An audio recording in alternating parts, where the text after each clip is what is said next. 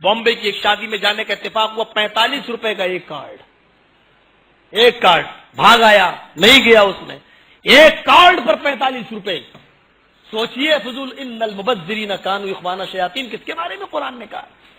فضول خرچی کرنے والے شیطان کے بھائی ہوتے ہیں. شادی کس کی؟ ایک مولوی کی، مولوی کے لڑکے کی. افسوس تو یہ ہوتا ہے. اور مولوی صاحب سے میں نے کہا یار اتنا لمبا چوڑا خرچ کیوں کر رہے ہو، یہ فضول خرچی؟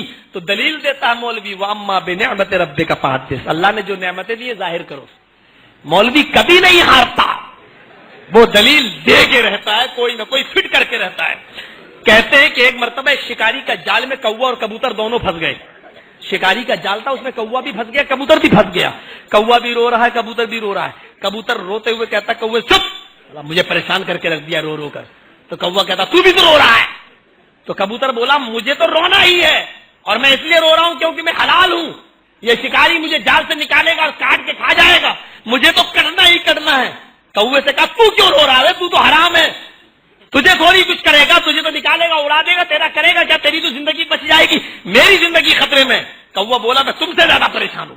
کہا کیوں؟ کہا یہ جال جاہل کا نہیں ہے، ایک مولوی کا ہے. کوے نے کہا یہ جال ایک مولوی کا ہے، ایک مفتی کا ہے. تو کبوتر نے کہا اس سے کیا فرق پڑتا ہے؟ کہا مجھے ڈر لگ رہا ہے کہ حلال کا فتویٰ دے کے مجھ کو بھی کاٹ کے نہ کھا جائے.